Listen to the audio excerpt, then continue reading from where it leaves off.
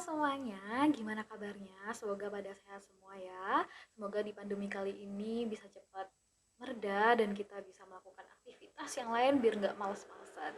Sebelumnya, perkenalkan, namaku Sabrina Amalia Putri atau biasanya dipanggil Sabrina dan lebih dikenal sebagai Syabi di Nimo TV. Aku kelahiran 7 Maret tahun 2000 dan aku sekarang sebagai mahasiswa di Universitas Macu Malang mengambil jurusan Desain Komunikasi Visual.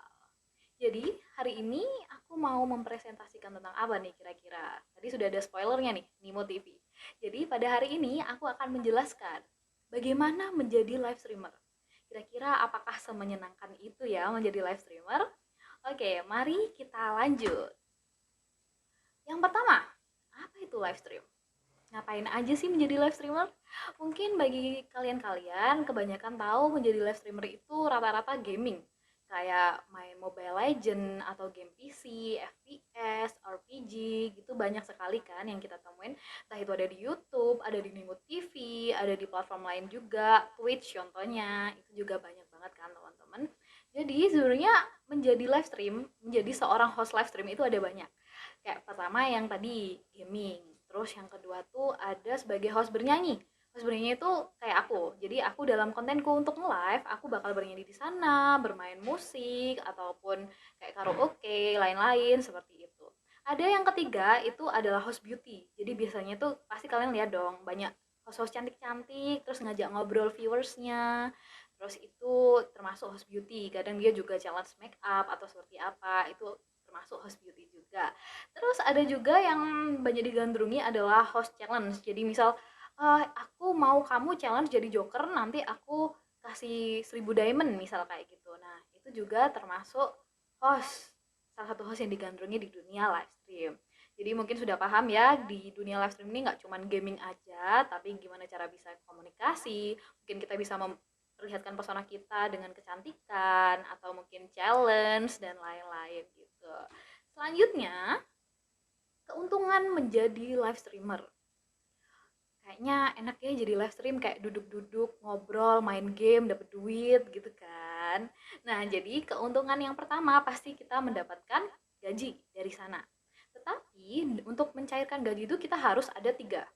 Yang pertama durasi jam. Yang kedua durasi hari.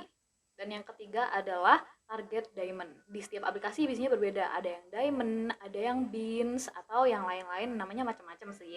Nah, jadi kalau kita tidak memenuhi tiga syarat ini, kita gajinya bakal susah. Entah itu dipotong, entah itu bagi hasil dengan agensi, atau yang lain-lain juga. Jadi bisa jadi kayak kamu harus dapat 10.000 diamond, harus 20 hari, dan harus 40 jam. Nah, berarti kita harus bagi waktu dong. Jadi sejam bisa 2 jam, satu hari bisa 2 jam, dan lain-lain gitu ya. Dan yang kedua pasti kita banyak banget koneksi di sana. Karena tahu kan itu platform umum, kita bisa bertemu orang dari ujung Indonesia ke ujung sana, bahkan ada yang dari luar negeri, teman-teman.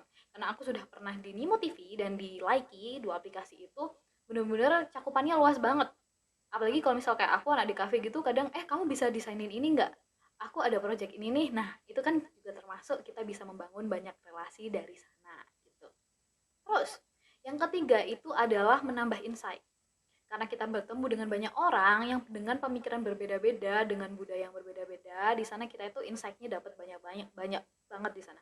Jadi kayak ada yang masih bocil nih, ada yang masih umurnya 17, 15 misal gitu. Tapi dia pikirannya udah dewasa. Ada juga yang udah tua, tapi ternyata dia masih kekanak-kanakan gitu juga ada. Tapi tergantung perspektif kita ya. Kalau misalnya kita sebagai orang open mind, kita pasti bakal bisa menghargai pendapat mereka, atau cara komunikasi kita gimana agar bikin mereka nyaman, dan itu bisa menambah insight.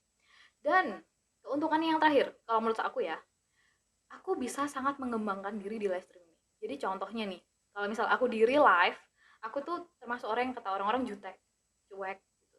Tapi kalau di dunia live stream itu orang-orang menganggap aku tuh kayak cute, kawaii gitu kan. Jadi aku, wah ini ternyata pesona baru aku nih di live stream gitu kan. Jadi yang biasanya aku kayak oke gitu, jadinya kayak kawaii gitu kan. Beda banget gitu ya guys. Jadi itu benar-benar bisa membuka potensi kita yang lain, entah itu cara berkomunikasi, entah itu membuka pesona baru yang kayak tadi, ataupun bakat-bakat lainnya kayak gitu. Selanjutnya, karena tadi sudah ada keuntungan, pasti ada kerugiannya dong, karena nggak semuanya enak ya menjadi live stream.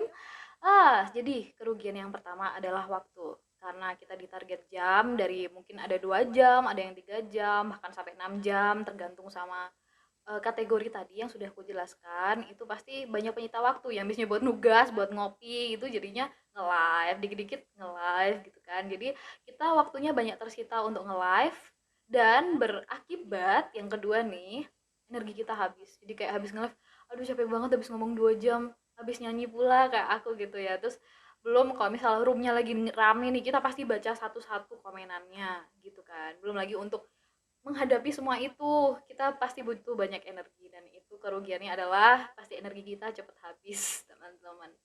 Terus yang ketiga, kok ada icon alien nih. Apa nih icon alien? Apakah kita akan berubah menjadi alien setelah menjadi host live stream? Tidak, teman-teman. Jadi yang aku maksud dengan alien di sini adalah kita menjadi orang lain di dunia live stream ini. Karena bisa dibilang kayak kita memakai topeng ya di sana dan kita harus bisa membedakan mana yang real life dan mana dunia live. Bisa kan? Jadi kalau misal di real life aku sebagai orang anak yang kuliah, aku yang harus seperti ini, aku punya pekerjaan freelance lain. Sedangkan kalau di dunia live aku harus tahu target pasarku apa nih? Apakah target pasarku remaja-remaja ataukah orang-orang yang mungkin suka budaya Jepang atau yang lain. Di situ aku harus ada konten. Jadi misal hari ini kontenku nyanyi jazz deh biar orang yang suka jazz datang ke roomku, atau aku nyanyi anime aja deh soundtracknya anime biar para wibu-wibu ini datang ke roomku kayak gitu. Jadi kita kerugiannya harus menjadi orang lain di dunia live ini. Jadi kita harus benar-benar mengesampingkan dunia asli kita seperti apa, itu karena nggak ada yang tertarik gitu ya teman-teman. Jadi kita harus menjadi orang lain di dunia live stream ini. Dan yang terakhir, bisa dibilang dunia live stream ini sedikit toksik ya, karena kebanyakan mungkin kalau misal kita ngegame nih terus ada yang bilang noob banget kalau main, nah itu kan bisa toksik ke diri kita kalau misal kita tidak bisa ngefilternya gitu. Belum lagi kalau kayak aku host nyanyi, host cantik-cantik itu kan ada insecure-nya, aduh kok host itu cantik banget kok aku enggak gitu kan, bisa jadi kayak gitu. Atau juga ada yang komenannya nih bad words gitu ya, kak kak coba gini dong gitu kan, kadang nyuruh-nyuruh gitu. Itu kadang ada typing-typing yang nakal juga dan akhirnya jatuhnya ke host ini jadinya toxic gitu. Jadi sebenarnya kerugiannya itu tergantung diri kita sendiri bagaimana bisa memanage waktu, terus misal tidak menghabiskan energi kita terlalu banyak karena masih ada hal lain yang harus dikerjakan, terus bagaimana kita membedakan dunia nyata dengan dunia live, dan gimana kita untuk menghadapi para toxic-toxic itu. Kemudian, aku akan memberikan tips menjadi live streamer. Tipsnya yang pertama adalah, mungkin kelihatan sepele ya, tapi yang pertama adalah lighting. Kalau misal lightingnya jelek nih tidak terlihat muka cantiknya, ya kan. Terus kayak mungkin kalau misal kameranya burem, lightingnya jelek gitu, terus apa yang mau dilihat gitu. Jadi buat teman-teman yang mungkin ingin memulai live stream, cahaya itu nomor satu. Jadi biar mukanya jelas, kameranya juga terlihat jelas, dan orang-orang enak lihatnya. Dan yang kedua adalah cara berkomunikasi kita. Cara berkomunikasi itu mungkin macam-macam ya. Ada yang kayak aku mungkin kayak gini kan kayak semi formal gitu. Ada juga kalau misal di live stream aku lebih ke cute tadi yang kawaii-kawaii gitu kan. Nah, kayak gitu. Jadi bagaimana kita menanggapi orang-orang dengan banyak pemikiran seperti itu, kita harus tahu gimana sih untuk menanggapi orang-orang yang berbeda-beda seperti itu. Terus yang ketiga adalah dekorasi. Kayak ini nih. Ini sebenarnya dekorasi nggak terlalu bagus ya, karena masih kelihatan lemari, ada gorden, tapi biasanya kalau misalnya aku live stream karena potret itu kelihatannya tembok doang. Jadi orang-orang lihatnya enak kan, nggak ada anduk bertebaran atau baju-baju berterbaran gitu kan, nggak enak gitu lihatnya. Jadi dekorasi itu penting. Dan yang terakhir tipsnya adalah kita harus bisa memperkenalkan diri kita seperti apa. Kayak aku tuh host yang cantik misal. Jadi kita harus pede dengan apa yang ada di diri kita gitu teman-teman.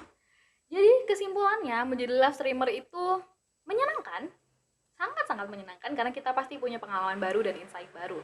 Tetapi kita juga harus seimbang antara dunia nyata dan dunia live. Kita harus bisa ngefilter semua itu. Dan menurutku sangat rekomendasi kalau misal kalian ingin bertukar pikiran dengan orang lain, membuka insight baru, nambah-nambah uang jajan kayak gitu. Jadi menyenangkan untuk menjadi live streamer dengan beberapa tambahan begitu ya teman-teman. Terus selesai sudah presentasiku pada hari ini. Semoga di videoku kali ini aku bisa menginspirasi teman-teman dan sedikit menjawab kekepoan kalian menjadi seorang live streamer itu seperti apa gitu. Jadi Sabrina mohon undur diri dan terima kasih banyak. Bye bye.